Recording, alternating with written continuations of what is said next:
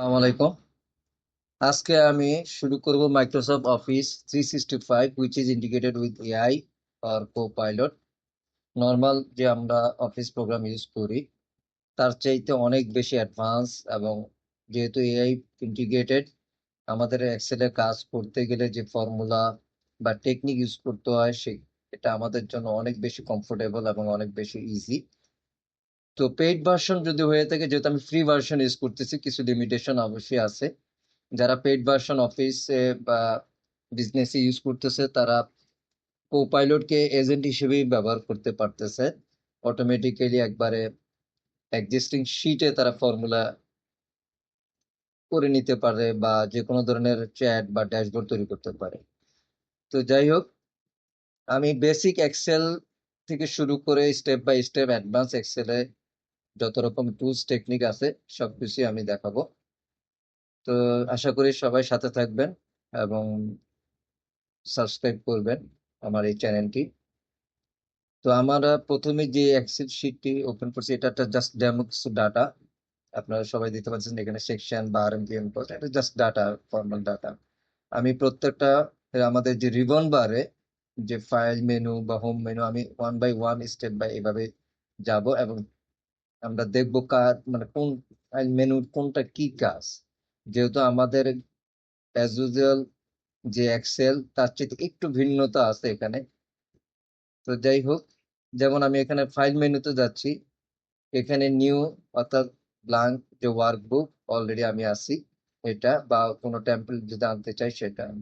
হ্যাঁ, তারপরে open, open থেকে যদি আমি কোনো আমার কম্পিউটার বা থেকে যদি কোনো রকম ফাইল মেনু নিতে চাই সেটা।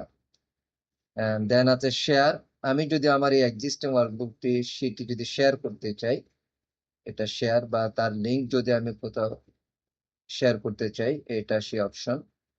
ক্রিয়েট এ কপি, এখানে একটা জিনিস একটু লক্ষণীয় যে আমরা এক্সেলে যে সেভ বা সেভেজ এর যে অপশন থাকে এখানে কিন্তু সেটা নাই। হ্যাঁ, এখানে অলরেডি আপনারা দেখতে পাচ্ছেন ওয়ান ড্রাইভের সাথে যদি লিঙ্ক করে অটো সেভ। এবং তারপরেও যদি আমি আরেকটা এখানে এইটি যদি ক্রিয়েট এ কপি অনলাইন করে থাকি বা ডাউনলোড করে থাকি, আমি কিন্তু এখানে আমি সেভেজ এর মতো ডকুমেন্ট কোথাও করতে চাই, তাহলে আমার কিন্তু এটা অটোমেটিক্যালি সেভেজ হয়ে যাবে। আমি যদি দেখেন ওয়ান ড্রাইভ আছে বা অন্য কোথাও যদি আমি এটা সেভ করে দিতে চাই, বা আমার ডেস্কটপ, না, যেমন এই যে দেখেন, আমি যদি ডেস্কটপে নিতে চাই তাহলে সেটা সম্ভব। বা আমি যদি ডাউনলোডও করে নিতে চাই সেটাও সম্ভব। আর এক্সপোর্ট, আমরা অনেকেই জানি যে আমরা ডাউনলোড পিডিএফ এ করে নিতে পারি। সিএসভি ফরম্যাট, যেটা আমরা ইআরপি তে যারা কাজ করি, যে কোনো এক্সেল এর ডাটাকে সিএসভি ফরম্যাটে করে নিতে হয়। সেই ডাটাকে যদি আমি ইআরপি তে অটোমেশন ইম্পোর্ট করতে চাই, তো এটা মাইক্রোসফট 365 এ অটোমেটিক্যালি এই ফরম্যাটে ডাউনলোড করা যায়। দেন প্রিন্ট, আমরা সবাই কম বেশি জানি, রিনেম করে নেওয়া। তো আমি পরবর্তী যে হোম মেনু, হোম মেনুতে আমাদের যে অ্যাজ ইউজুয়াল আন্ডো যেরকম ছিল ওরকমই ক্লিপবোর্ড, এখানে কপি পেস্ট, হ্যাঁ, স্পেশাল ভ্যালু অনলি।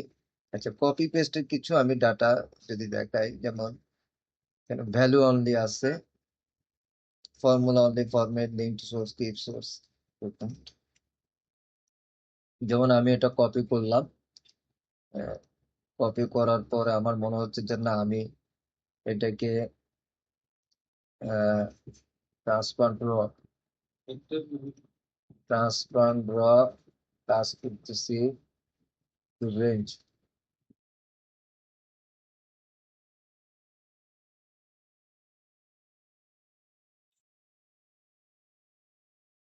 আমরা কপি করলাম, কপি করার পরে যদি আমরা এখানে যদি আমি ট্রান্সফার রো অ্যান্ড কলাম যদি করতে চাই, সরি, এখানে যদি এসে আমি ট্রান্সফার রো অ্যান্ড কলাম, অনেক সময় দেখা যায় যে যেমন এটা রোতে আমি ট্রান্সফার করে দিলাম, একইভাবে রোতে আছে সেটাকে আমি যদি কপি করে আমি আবার সেটাকে আমি ট্রান্সফার, আমি রাইট বাটন ক্লিক করেও পারি, বা আমি যদি ট্রান্সফার রো অ্যান্ড কলাম যদি দেই, চলে আসলো। তো এটা অনেক সময় কাজের ক্ষেত্রে দরকার হয়। আচ্ছা, তার পরবর্তীতে আমার চিফ সোর্স কলাম উইথ, এটা আমরা নর্মালি দিই। তারপর এটা হচ্ছে ফরম্যাট পেন্টার, এটা সবাই কম বেশি আমরা জানি যে ফরম্যাট পেন্টারটা কি হয়। দেখা গেছে যে আমার এটা একটা কালার আছে, আমি এই কলামটাকে বা আমি এতটুকু এটাকে ফরম্যাট করে আমি যদি এখানে ছেড়ে দেই, সেম কালার হয়ে আসে। বিগ ডাটা নিয়ে কাজ করতে গেলে তখন আসলে এগুলো আহ ছোটখাটো টিপস গুলো অনেক প্রয়োজন হয়ে পড়ে। আচ্ছা, এরপরে আমরা ক্লিপ বোর্ডে আমরা এখানে জানি যে ফরম্যাট সাইজ বড় করা, দেখা গেলো যে আমরা যদি একটু বড় করতে চাই, হ্যাঁ, বা যদি ফন্ট চেঞ্জ করতে চাই এরিয়াল, এইখানে পরবর্তীতে আমরা এখানে জানি বোল্ড বর্ডার যদি দিতে চাই, আমি চিন্তা করে দেখলাম যে না, নো ফিল দিয়ে রাখি,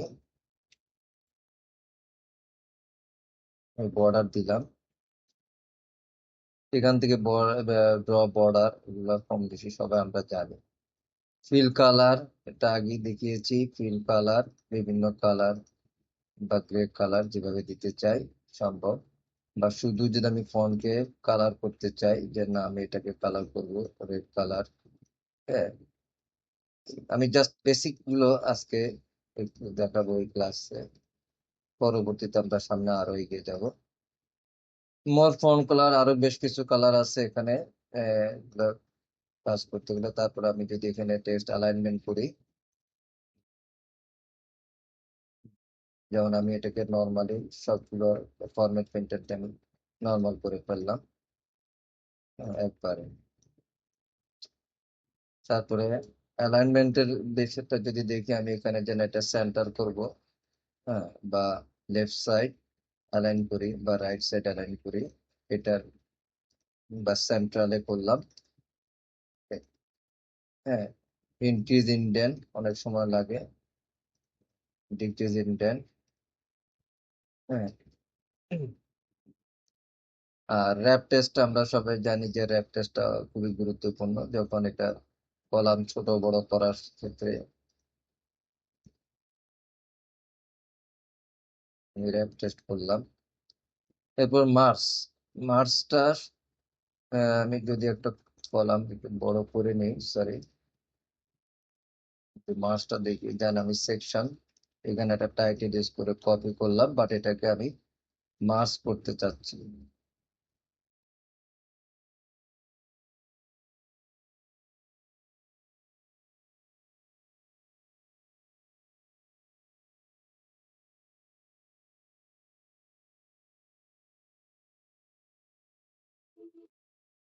আমরা এখন যদি শর্ট এবং অ্যাসেন্ডিং ডিসেন্ডিং এর কাজ করি, যেমন এখানে শর্টিং হয়ে গেল, পরবর্তী অ্যাসেন্ডিং থেকে চলে গেলে ডিসেন্ডিং, আবার যদি আমি বা কাস্টম শর্ট যদি করি, আমি যদি ফিল্টার দেই, ফিল্টারের কাজ আমি করতে পারি যে, সরি, ফিল্টারটা আসলে এভাবে আমরা যদি ফিল্টার করতে চাই, ফিল্টার একটা গুরুত্বপূর্ণ যেমন ফিল্টার করে নিলাম, আমি এখান থেকে শুধু সিলেক্ট না, শুধু বেকারিটা বললাম, তাহলে শুধু বেকারিটা আমার শো করবে। হ্যাঁ, বা আমি চিন্তা করছি এই দুটো শো করতেছে। তো এই হচ্ছে ফিল্টারের কাজ। পরবর্তীতে আরেকটা অপশন আছে হোমে এখানে, যেটা গুরুত্বপূর্ণ, যে এখানে নাম্বার ফরম্যাট। একটু ফিল্টারটাকে ক্লোজ করে নেই।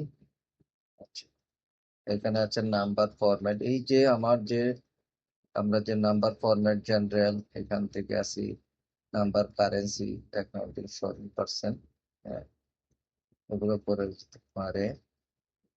ডলার ডিক্রিজ ডেসিমাল যদি করতে চাই, বা ইনক্রিজ ডেসিমাল, ডিক্রিজ ডেসিমাল।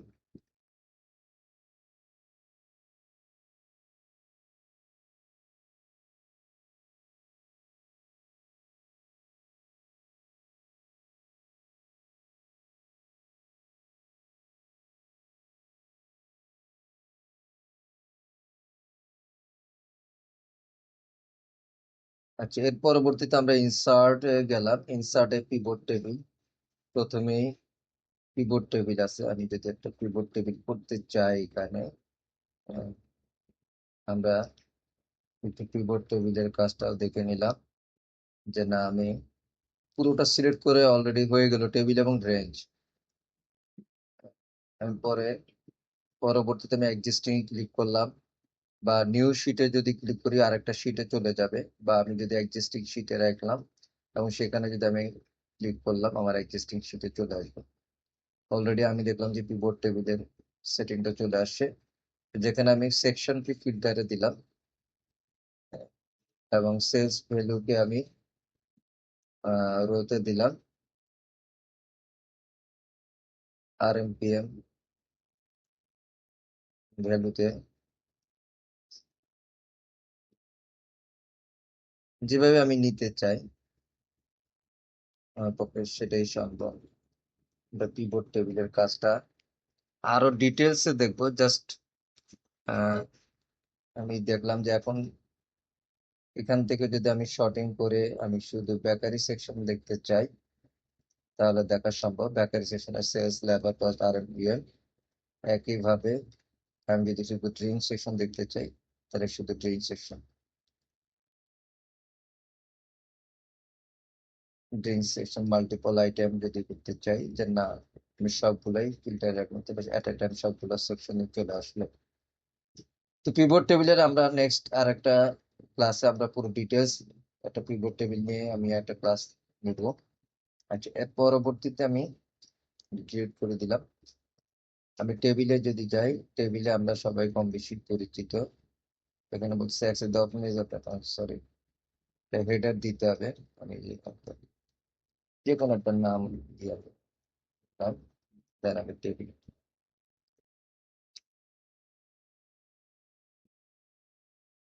এরপর আমরা ফর্ম, এটা আমরা কম বেশি যে নিউ ফর্ম বা নিউ যেটা যায় এটা পিকচার আমরা গেলাম, পিকচার দিস ডিভাইস।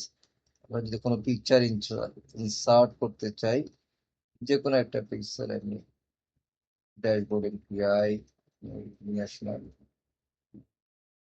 যেমন এখানে একটা পিকচার অলরেডি চলে আসছে। ঠিক একইভাবে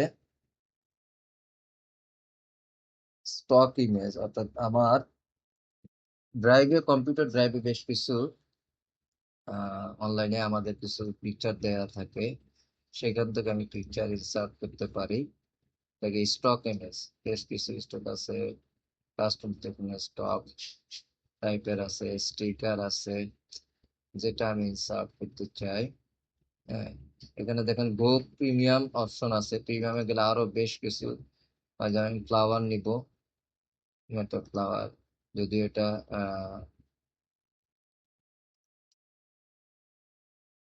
পেইড ভার্সন কাজ করবে। তো যাই হোক, সার্চ অন ওয়েব এগুলা। এখন আমরা শেপের কাজটা দেখি। শেপ, এখানে যত রকমের শেপ নেওয়া যায়, basic shape, rectangular, block area, বিভিন্ন কাজের জন্য আমরা দিই। তারপর এটা হচ্ছে আমাদের বিভিন্ন insert chart, column chart, line chart, scatter, pie chart, bar chart, state area আমাদের চার্টের জন্য আমাদের কাজে লাগে। তো আমরা একটা স্লাইসারের কাজটা দেখবো, যেমন সেকশন আমি ওকে দিলাম। আমি যদি শুধু বেকারি সেকশন দেখতে চাই, স্লাইসার একটা গুরুত্বপূর্ণ টুলস হিসেবে কাজ করে, যেমন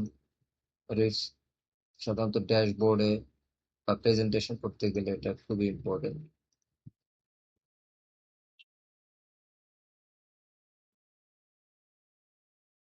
এই হচ্ছে স্লাইসারের কাজটা আমরা দেখলাম। তারপর শেয়ারে যাই আমরা। শেয়ার, আমরা যদি একটা লিঙ্ক এটা যদি শেয়ার করতে চাই, আমাদের এক্সিস্টিং যে ক্লাস ওয়ান আমরা শেয়ার করব, তার নাম, ইমেল অ্যাড্রেস এখানে দিতে পারি বা কপি লিঙ্ক দিতে পারি। এখানে একইভাবে copy link, link to this sheet. এই শিটটা অনেক সময় দেখা যায় যে একাধিক শিটে বা একাধিক ফাইল নিয়ে যখন কাজ করি তখন আমাদের লিঙ্ক ক্রিয়েট করার জন্য এটা আমরা কপি করে নিতে পারি, পরবর্তীতে আরেক জায়গায় আমরা সেভ করলে সেটা সম্ভব। Link to this sheet. তারপর আমরা পেজ লেআউটে যাই। পেজ সেটআপ একটা গুরুত্বপূর্ণ টুলস। যখন আমরা যে কোনো এক্সেল ফাইলে কাজ করবে আমাদের অ্যাক্টিভ শিট নর্মালি A4 এ থাকি, ল্যান্ডস্কেপ বা পোর্ট্রেট যেটাই করি না কেন, তারপরে নর্মাল আমরা দেখলাম। এরপর ফর্মের গ্রিড লাইন, কাস্টমার, এগুলা। তারপর আমরা ব্যাক টু ওয়ার্কে গেলাম। আমরা এখন দেখবো প্রিন্ট কিভাবে সেট আপ করতে হয় মানে একটা পেজকে। আমি যদি সিলেক্ট করে নেই আমার যে কলাম পর্যন্ত আমার ডাটা আছে ফিক্স ফাইন্যান্স, আমি এখন প্রিন্ট এরিয়াতে গেলাম। সেট প্রিন্ট এরিয়াতে যদি ক্লিক করি, তো আমি এতটুকু পর্যন্ত প্রিন্ট করব। কন্ট্রোল পি দিয়ে যদি আমি প্রিন্টে যাই, তাহলে এখানে দেখা যাচ্ছে যে ফিক্স সেলিং, অর্থাৎ আমার আহ একটা দুটো তিনটে চারটা পাঁচটা ছটা 7টা কলাম আমার আসে, বাট আমার পুরি সম্পূর্ণ ডাটা আসে নাই। আমি যদি এখানে প্রিন্ট এরিয়া ইন্টায়ার ওয়ার্ক বুক দেই, তাহলে কি হয়, তা তো এগুলো মানে অ্যাক্টিভ শিটেই যদি ইন্টায়ার ওয়ার্ক বুক আসতো না। আচ্ছা, ওরিয়েন্টেশন, আমি যদি অ্যাক্টিভ শিটে থেকে পেপার সাইজ আমার A4 ঠিক আছে, ওরিয়েন্টেশন পোর্ট্রেট, বাট আমি যদি ল্যান্ডস্কেপ দেই, তাহলে ফিক্স ফাইন্যান্স আমার টোটাল ডাটা গুলো চলে আসলো। হ্যাঁ, বাট দেখা গেছে আমি যদি আরো বেশি আমার কলাম যদি থাকে, তাহলে সেক্ষেত্রে আমি স্কেলিং করে নিতে পারি। Fit to sheet one page,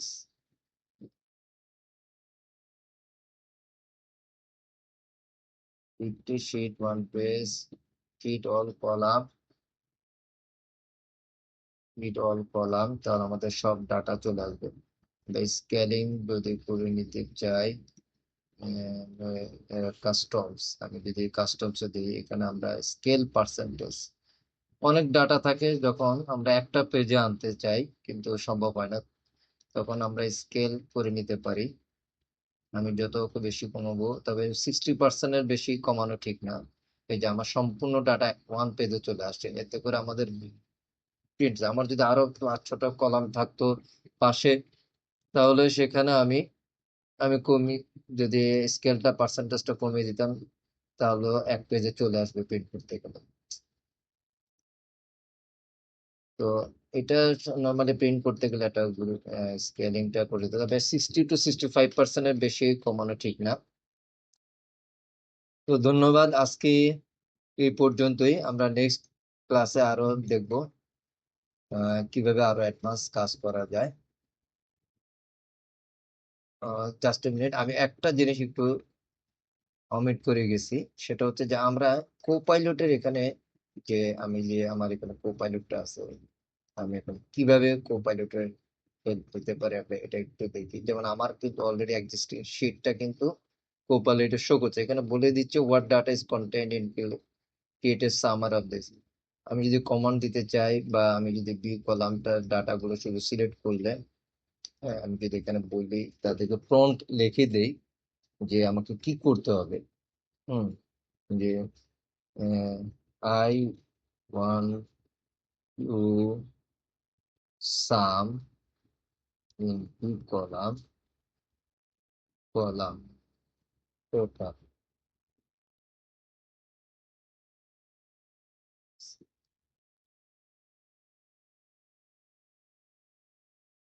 প্রম্পটটা লেখার পরে যেটা হবে, আমাকে একটা ফর্মুলা বা কিভাবে কিছু গেট, দেখেন আমরা এআই এর মাধ্যমে আমাদের আনসার আসছে, to get total column sales value in your excel sheet অপশনে using formula, B1 B12, option two using auto সাম।